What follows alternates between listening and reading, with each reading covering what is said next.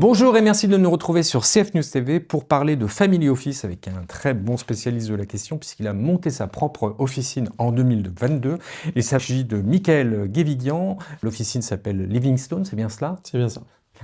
Vous allez bien? Ça va et vous? Grand merci à vous d'être sur ce plateau. Alors, ce qui vous distingue, c'est que vous avez donc monté votre officine en 2022. Vous avez déjà une trentaine de clients.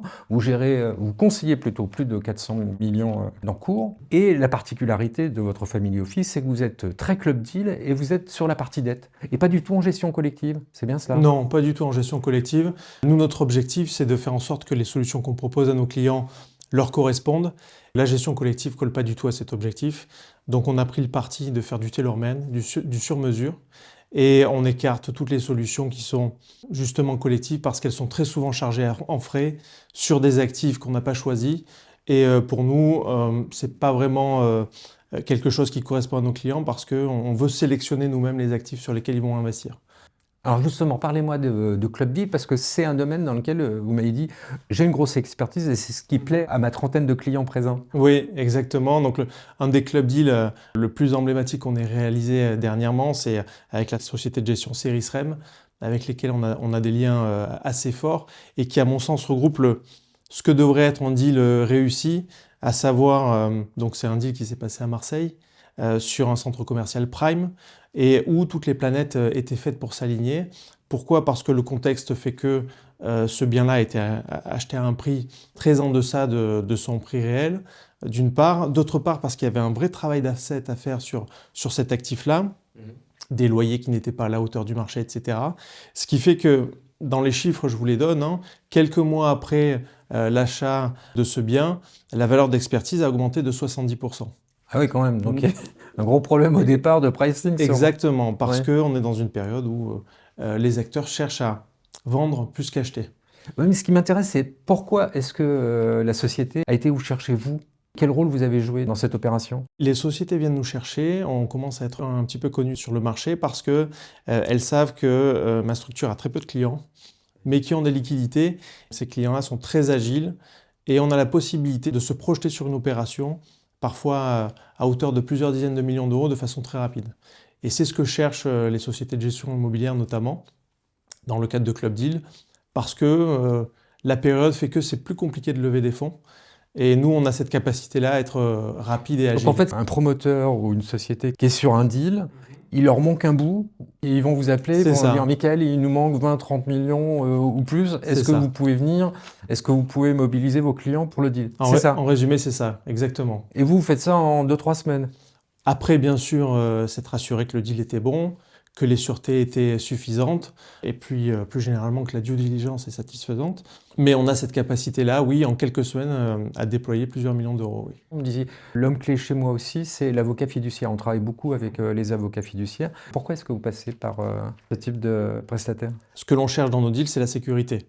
Un avocat fiduciaire, par le biais de la fiducie, va créer un patrimoine dédié qui est complètement étanche, qui ne va pas rentrer dans notre bilan, qui ne va pas rentrer dans le bilan de l'opérateur à qui on va prêter les fonds.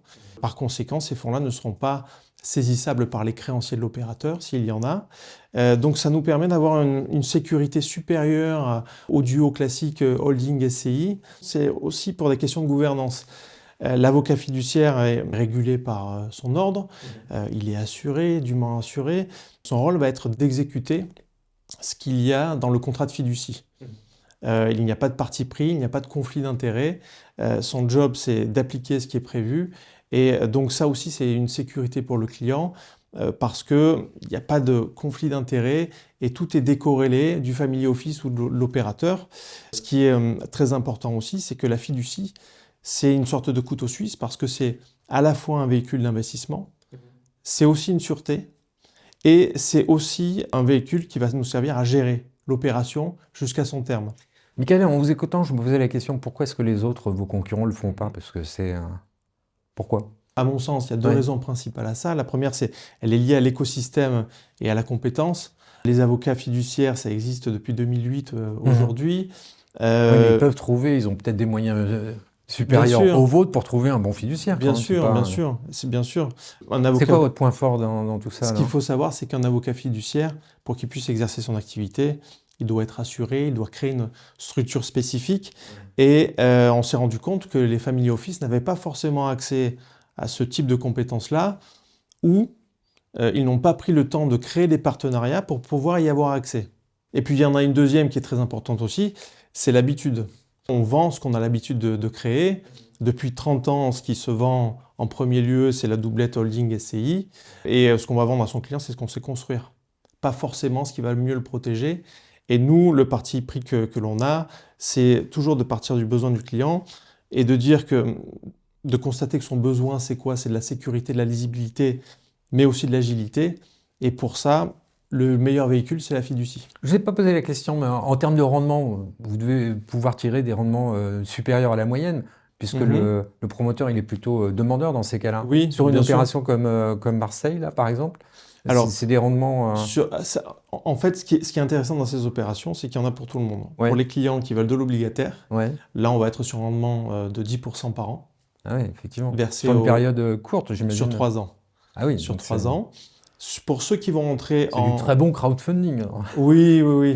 Avec des garanties solides, etc. Oui, oui, bien sûr. Et pour ceux qui veulent rentrer en equity, on est sur un TRI de 14% à peu près.